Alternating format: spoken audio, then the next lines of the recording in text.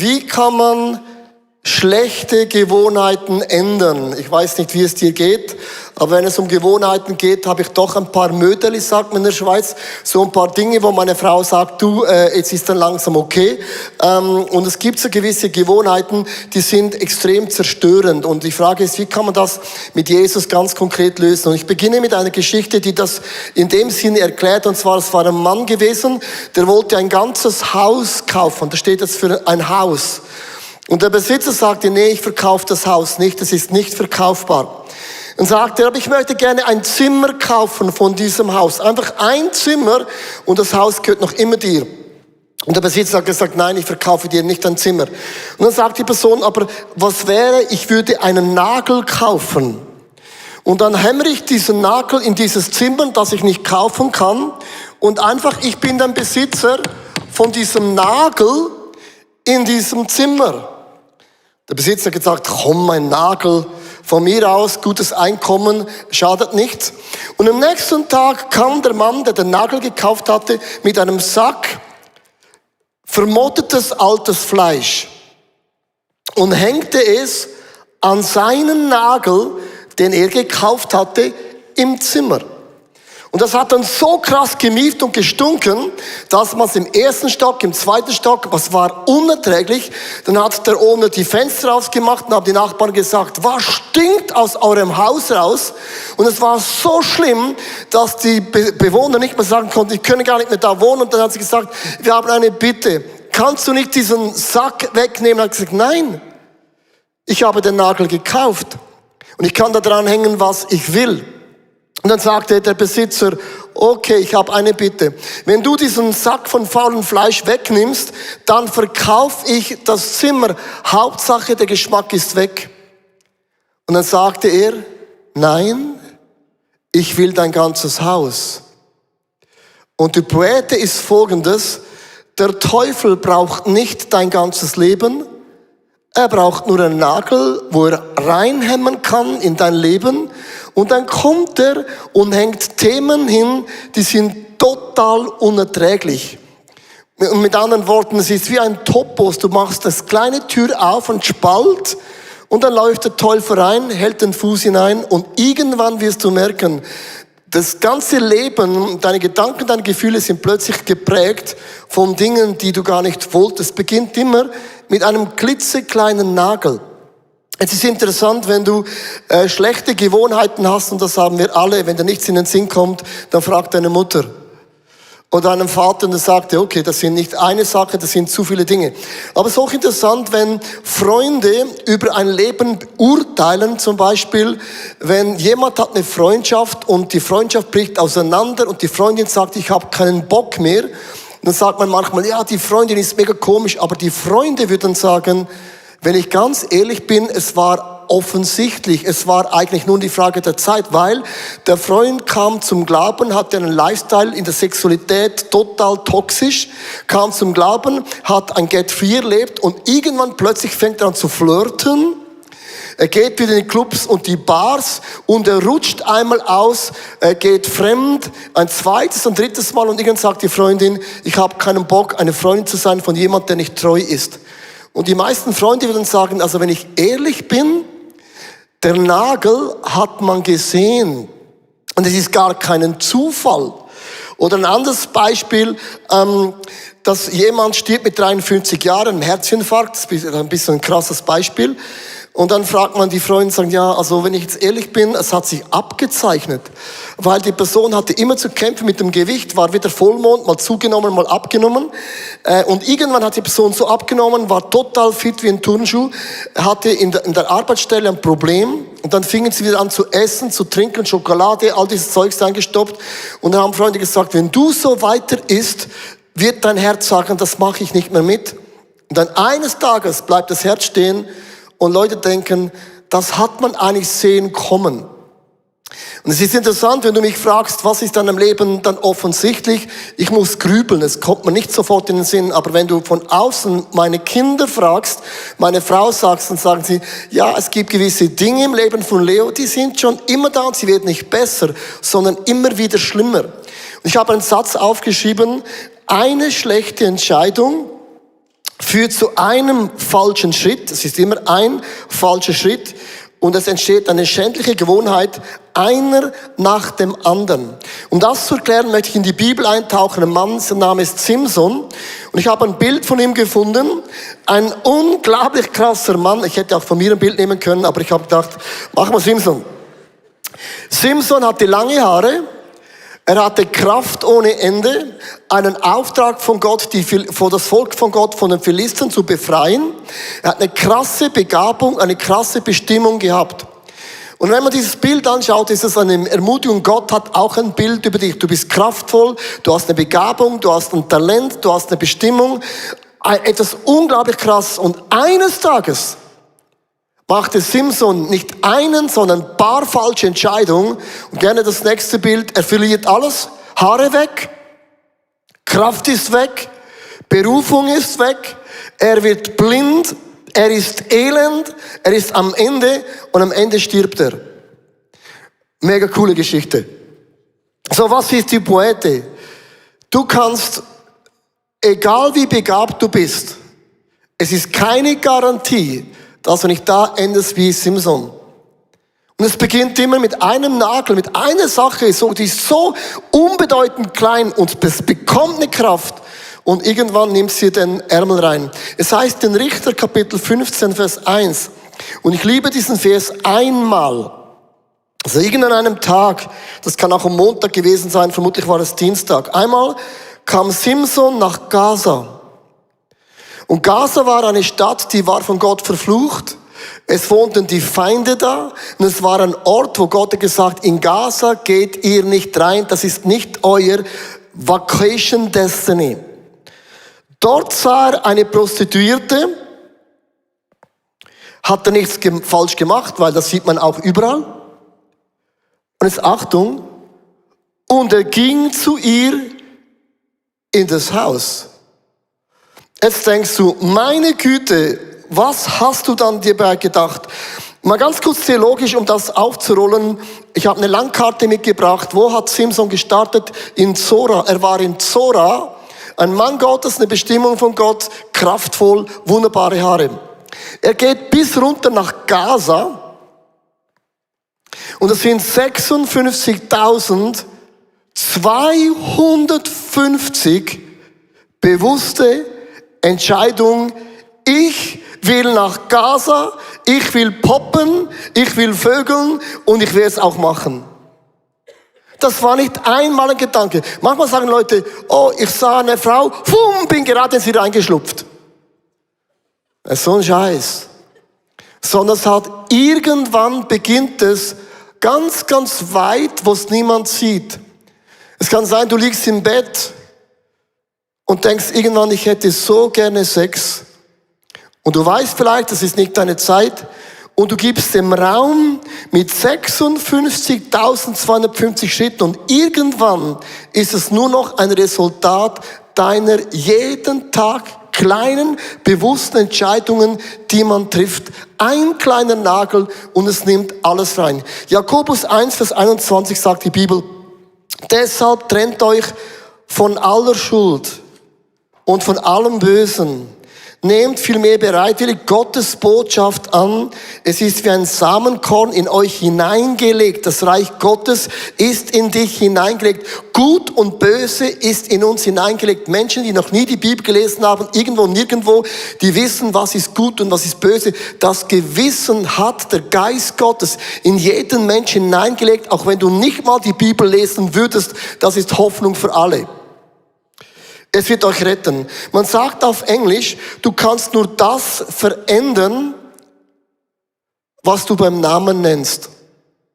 Wenn du immer Ausreden findest, warum du das und jenes nicht auf die Reihe kriegst, bist du ein Opfer der Umstände. Und das ist ein krasses Beispiel, hatten vor einigen Jahren im Star TV Beratungstelevision gemacht, am Montagmorgen, ich und meine Frau. Und da war ein Mann, er ruft uns an und sagte, ich fühle mich verletzt von meinen Freunden. Dann haben wir gesagt, ja, was haben deine Freunde dir angetan? Da hat er gesagt, sie sagen, ich bin ein Alkoholiker, doch das stimmt nicht. Da habe ich ihn gefragt, ja, wie viel trinkst denn du? Hat er gesagt, 12 Bier pro Tag. Aber ich bin kein Alkoholiker. Ich habe es total unter Kontrolle. Und ich habe gemeint, er verarscht mich. Und das Problem ist, dass wenn du nicht sagst, ich bin ein Alkoholiker, ich bin ein Süchtler, ich bin depressiv, ich bin nicht ehrlich, ich bin nicht so heilig. Erst an dem Tag, wo du es ausbekennst, wird Gott beginnen, Dinge zu ändern. Was du nicht beim Namen nennen kannst, wird sich nie ändern. Und ich habe mir die Frage gestellt, welche Themen hängen denn wir am Nagel? Ich gehe ganz kurz durch. Die einen von uns haben, was das Essverhalten angeht, extrem Mühe. Zu viel Süßigkeiten, zu viel Junkfood, du weißt. Und wir sind ein Tempel vom Heiligen Geist, nichts gegen Junkfood.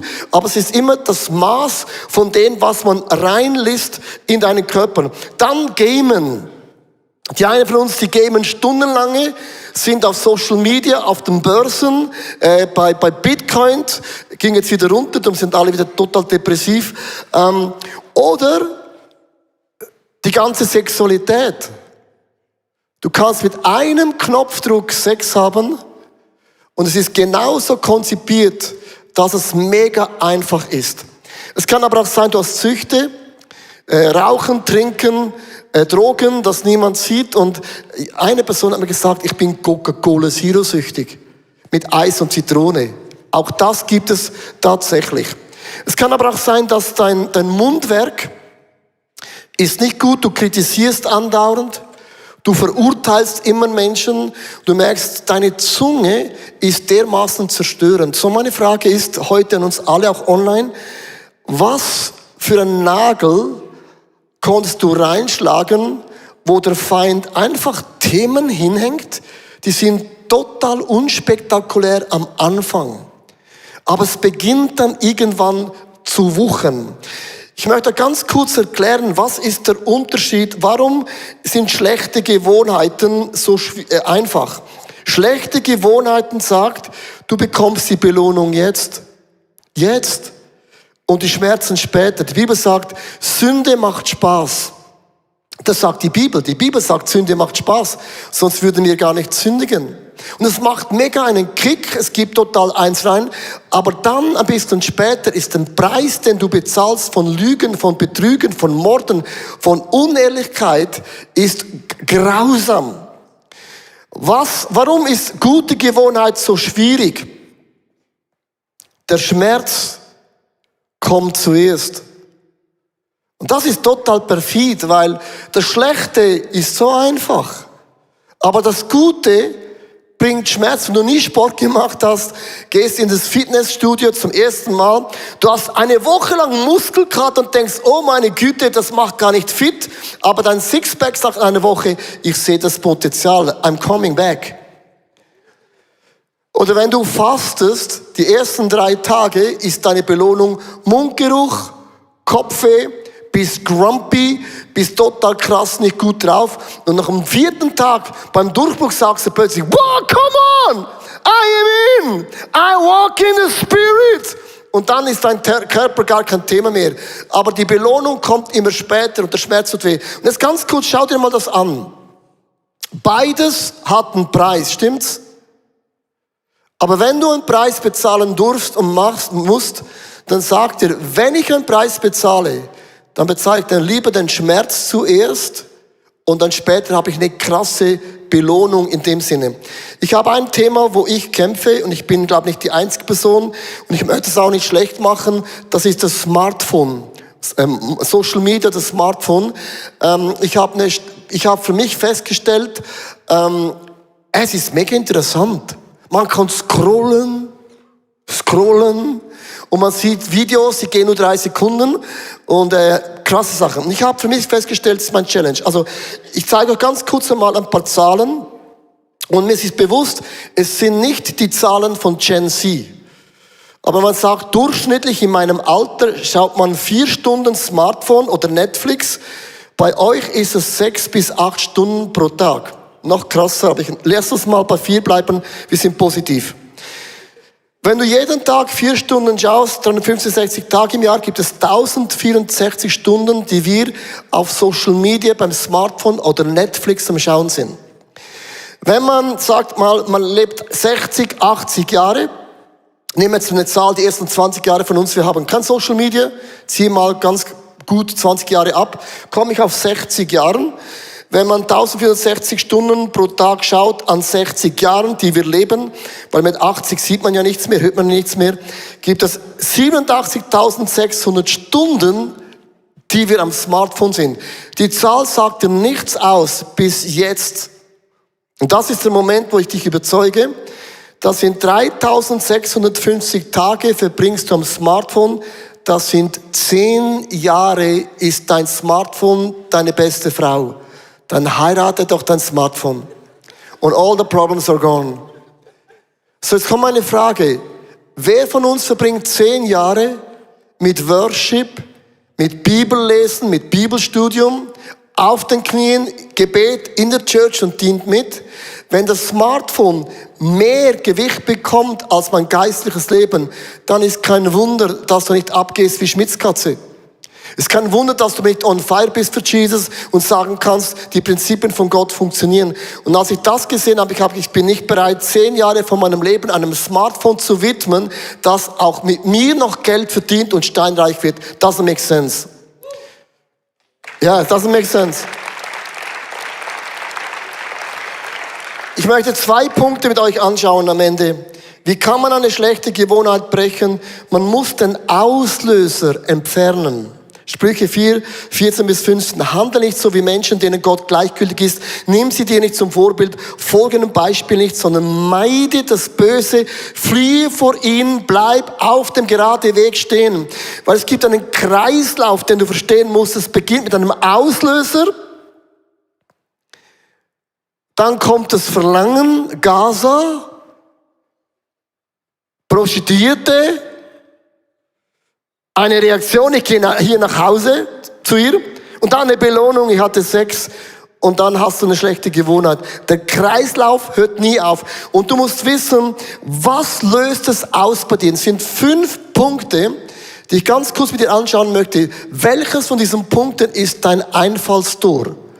Und man hat die 5 Punkte herausgefunden, wo wir alle kämpfen. Erstens, es gibt Orte, wo du nicht hingehen darfst. Nicht, weil du religiös bist, sondern es tut dir nicht gut. Gaza war nicht der Ort vom Simson. Da gab es auch kein Kino. Und es gibt Orte, da geht man nicht hin. Ich nehme ein Beispiel bei mir, ich bleibe bei mir, dann könnt ihr ein bisschen entspannt sein. Ich wurde oft eingeladen, in Clubs zu gehen, wo man tanzt und so. Und in den Clubs ist das Problem, dass die meisten Frauen genau nach Männern schauen wie ich. Das ist ein Witz. Du hast einen großen Ring. Und ich habe gesagt, wenn ich tanze unter meiner eigenen Dusche, aber ich möchte mich nicht aussetzen von Flirting, von einem Setting, wo nicht geisterfüllt ist. Also wenn ich da hingehe, öffne ich eine Türe, die tut mir nicht gut. Ein anderes Beispiel, ich bin verheiratet. Ich werde oft gefragt von Frauen, ob sie mit mir einen Kaffee trinken können. Sie haben Fragen über Gott und die Welt. Dann sage ich immer, ja, meine Frau hat auch Fragen. Und ich sage immer nein. Weißt du, was ich immer höre? Du bist gesetzlich. Das ist doch kein Problem. Die sagen, ich habe kein Problem, sind die hatten Affären. Weil es beginnt harmlos. Logisch macht sie nicht gerade ihr Kleid auf. Aber sie sagt dann, oh krass, die sagt Dinge, die schaut mein Augen mit meiner Frau nicht mehr. Es braucht einen Nagel und es beginnt immer harmlos. Sei lieber progressiv, konservativ, als krass in der Sünde und noch mehr Sünde. Das Zweite ist, welche Zeiten bist du schwach? Vielleicht sagst du, bei mir ist es immer, das ist ein Problem. Aber wenn du zu lange aufbleibst zum Beispiel, hast du auch keine Zeit am Morgen, um zu beten. Und dann schaut man oft Netflix-Dinge an, die moralisch dir mega helfen, um mit Gott geistlich unterwegs zu sein. Ist mir aufgefallen, wie viele Sexszenen es gibt? Die können immer, überall und sofort und beide gehen ab wie eine Rakete. Hilft dir mega in deinem Single-Leben zu sagen, ich bin treu.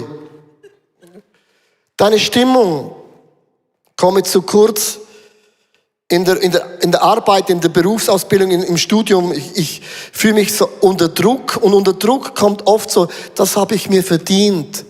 Das tut mir gut. Oder ein Red Bull, es tut mir mega gut. Ja, es tut gut, eine halbe Stunde. Und dann sagt dein Bauch, tut nicht gut. In welchen Momenten, wenn du nie gelobt wirst, du bist überfordert, auch wenn du Siege feierst, Erfolge, der Segen von Gott ist auch eine Gefahr. Weißt du was, das möchte ich euch ganz kurz sagen, ich bin ja nicht ganz unbekannt. Ich kann hingehen, wo ich will, ich erkenne Leute immer. Der Segen von Gott hat ein Problem, dass plötzlich alle von dir etwas wollen. Kennt dich niemand, ist der Vorteil, nur Gott will was von dir. Das heißt, auch wenn du gesegnet bist, musst du beginnen, die Nägel wieder zu sortieren. Und dann kommt die Frage, welche Menschen bist du unterwegs? Es gibt Menschen, das sind gute Menschen, aber nicht gut für dich. Es gibt Menschen, wo man sich trennen muss, weil sie sich nicht zu Gott hinziehen, sondern von Gott wegziehen. Es gibt eine Studie in Amerika, und bitte versteh mich, was ich jetzt sagen möchte. Ich möchte auch nicht auf das Äußere zu fest rumdrücken, aber es gibt eine Studie in Amerika, wo sagen, deine 5 engsten Freunde, der Schnitt von ihnen ist deine Zukunft. Also mit den Menschen, die du unterwegs bist, die zeigen, wo du bist in ein paar Jahre. Und es gibt eine Statistik, die sagt Folgendes, sie haben gemacht mit 12.000 Menschen. Während 32 Jahren hatten sie eine Untersuchung gemacht von Freundschaften. Es muss ja gut zu hören, was sie herausgefunden haben. Und wie gesagt, es ist ein bisschen politisch heikel, was ich sage, aber ich darf es ja sagen, weil ich es auch ehrlich meine. Sie haben festgestellt, dass Menschen, die übergewichtig sind, also richtig ein bisschen zu viel auf den Rippen haben, keinen Sport machen und du kommst in ihre Freundschaft rein, ist die Chance 60%, dass du auch übergewichtig wirst und keinen Sport mehr machst. Es prägt sich. Dann haben sie festgestellt, dass Menschen, die trainieren, auf den Körper achten und gesund essen, und du kommst rein, nicht mit dieser Postur, mit diesen Eigenschaften, dass 60% die Chance ist, dass du so wirst wie sie. Und die Studie sagt Folgendes aus, du wirst so werden wie deine Freunde. Meine Frage ist, wer sind deine Freunde? Also in anderen Worten, man muss überlegen, was sind meine Einfallstore? Welche Zeit, welche Menschen, welcher Moment, aber auch welche Orte. Du musst es für dich definieren können. Wie kann man eine Gewohnheit brechen? Unterbrech deine Handlung. Und mit unterbrechen meine ich, du musst zum Punkt kommen, du sagst, ich bin nicht mehr bereit mit Lügen, Betrügen, mit Mobbing, immer negativ zu klatschen, zu tratschen. Ich bin geizig, ich nehme nur und ich gebe nicht, ich kenne nicht deine Gewohnheit und deine Eigenschaft. Ich komme immer zu spät. Auf mein Wort ist kein Verlass. Wenn du nicht irgendwann sagst, ich will mit dem aufhören, wirst du nicht aufhören. Und die Frage ist, wie wichtig ist dir das? Ich möchte jetzt 2 Beispiele euch erklären, dass es mega krass und tief ist. Und zwar, ich habe viele Kollegen, ich nenne sie Kollegen, und ein Kollege, der wohnt nicht da, der wohnt weit weg, hat eine Familie, ist verheiratet und ruft mich an vor 4 Jahren und sagt aus dem Nichts heraus, ich habe ein Problem. Ich habe gesagt, ja, wir alle haben Probleme. Dann sagte ich bin pornosüchtig. Pornosüchtig, hast du schon von dem gehört? Dann hat er gesagt, das Problem ist ein Riesenstress. Wann schaue ich das? Ich muss immer schauen, dass meine Frau am Schlafen ist, dass meine Kinder das nicht sehen. Ich bin ja ein Vater, ein Vorbild. Ein Riesenstress. Er hat gesagt, ich kann und will nicht mehr, aber ich komme davon nicht los.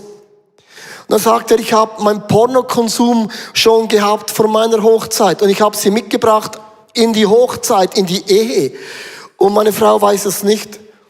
Und dann hat er mir gesagt, Leo, ich will nicht mehr mit dem leben. Und dann hat er mir alle Passwörter gegeben vom Computer.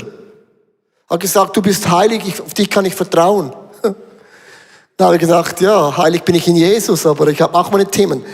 Und ich bekam alle Passwörter. Er konnte nicht mehr da reinlocken in diese Seiten.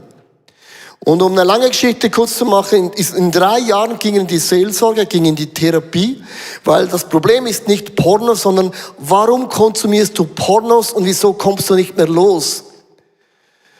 Und nach 3 Jahren war er befreit, das war kein Thema mehr, ich habe ihm die Lockings alles zurückgegeben.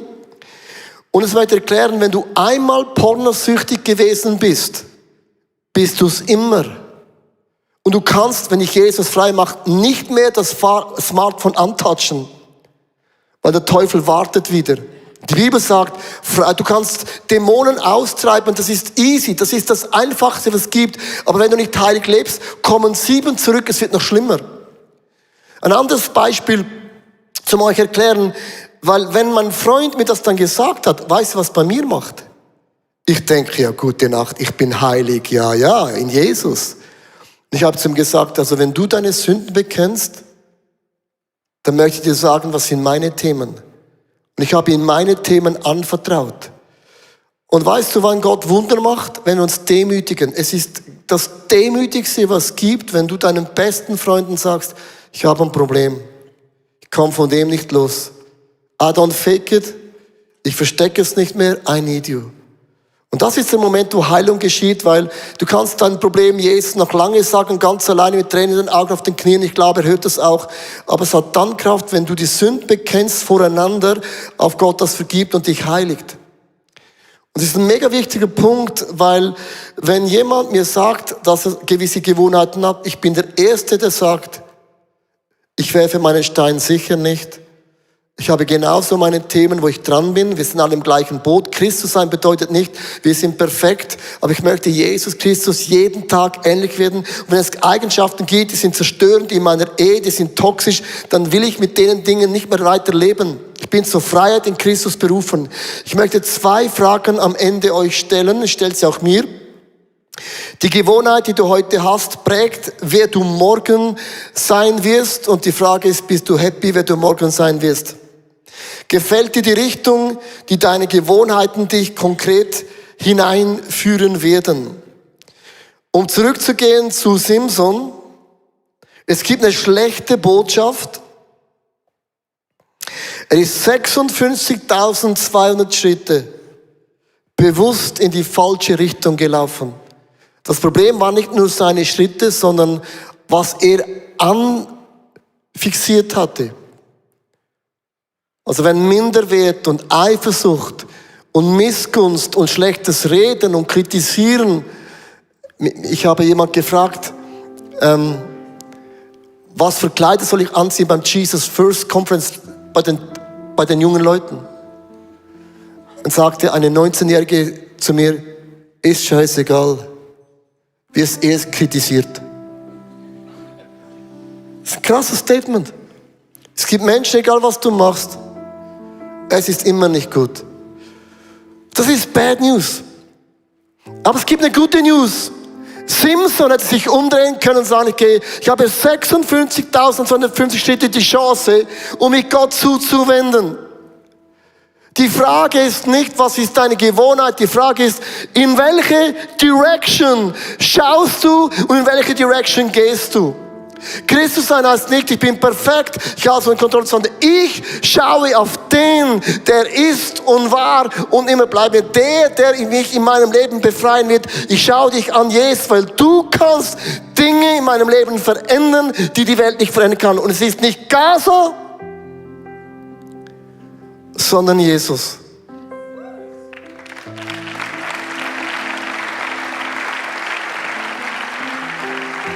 Und schau, und wenn deine Schritte noch so klein sind in deinem Progress, es ist in die richtige Richtung. Und du gehst von Herrlichkeit zu Herrlichkeit, von Level to Level, from Glory to Glory, von Stärke zu Stärke. Ich möchte heute Abend ein Gebet beten, es ist der Anfang vom Jahr. Und es ist nicht, dass ich dich heute Abend anpredige, ich predige heute Abend selber zu mir. Ich habe genug Themen, wo meine Frau sagt, heitere Fall nochmal. Also, und ich sage zu meiner Frau Meitli, es darf doch nicht wahr sein. Also so alt und noch nicht kapiert. Und umgekehrt auch. Und das ist einfach so, wenn du in einer Ehe bist, Freundschaft bist. Und es ist nichts Schönes, als wenn beide sagen, ja, das stimmt. Ich bin kein Opfer, sondern ich möchte den Heiligen Geist bitten, da ich schwach bin, in mir ein Werk zu vollbringen, das nur er machen kann. Ich lade dich ein im Club, live, online, in allen Settings. Ich lade dich ein, wenn du willst, auf die Knie zu gehen. Das ist für mich ein Statement. weil ich beuge meine Knie vor dir, meinem Schöpfer. Vielleicht machst du das zum allerersten Mal, dass du bewusst auf die Knie gehst vor Gott.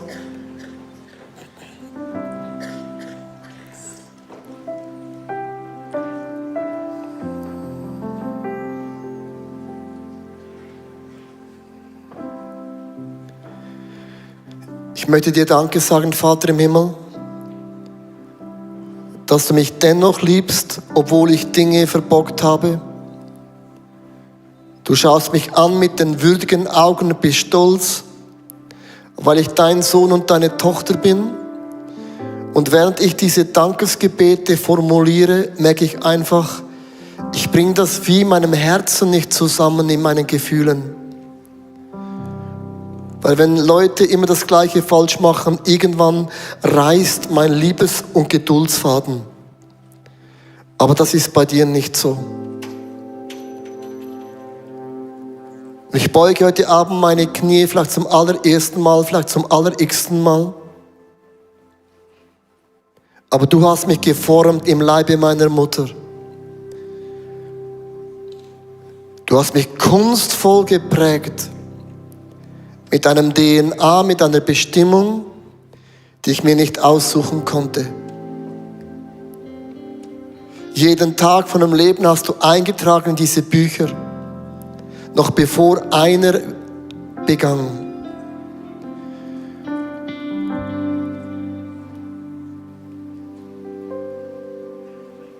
Und du siehst diese Gewohnheiten, die ich entwickelt habe,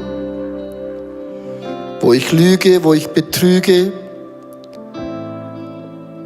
wo ich meine Wut freien Lauf gebe, wo ich nicht dankbar sein kann, wo ich mit Druck nicht umgehen will, wo ich immer in jeder Suppe ein Haar finde, da wo Sexualität, Süchte mein Leben angefangen haben einzunehmen. Es ist dir alles nicht verborgen. Und ich bitte dich heute Abend, einfach vergib mir. Sei mir gnädig. Rechne mir meine Sünden, meine Fehler nicht an.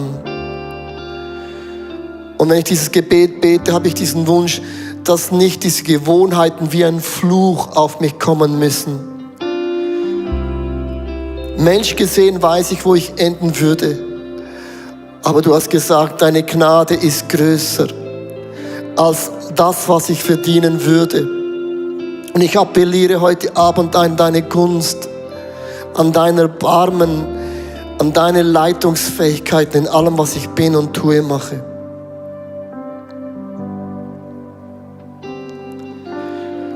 Schau, es ist immer so, dass ich am Anfang vom Jahr sage, Heiliger Geist, hier bin ich. Ich kann nicht alles ändern. Das schaffen wir gar nicht, weil das Fleisch ist willig und der Geist ist schwach. Ich möchte dich bitten heute Abend, Heiliger Geist, welcher Punkt, welche Gewohnheit willst du in diesem Jahr anpacken? Wo legst du den Finger drauf? Und da, wo der Heilige Geist den Finger drauf legt, gibt er uns auch die Kraft, diese Dinge zu überwinden.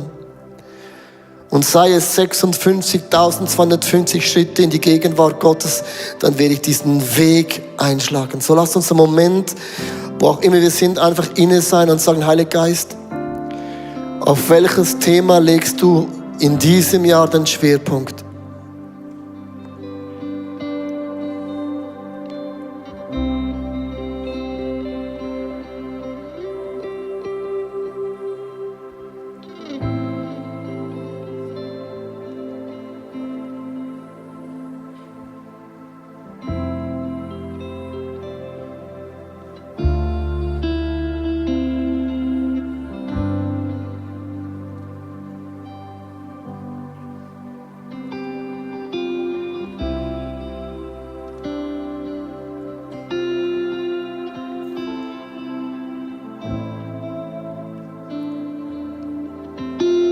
Weißt du, so diese Momente liebe, weil du wirst nicht nach Hause gehen und sagen, das ICF hat gesagt oder Leo hat gesagt, das muss ich machen. Das wirst du nie hier hören.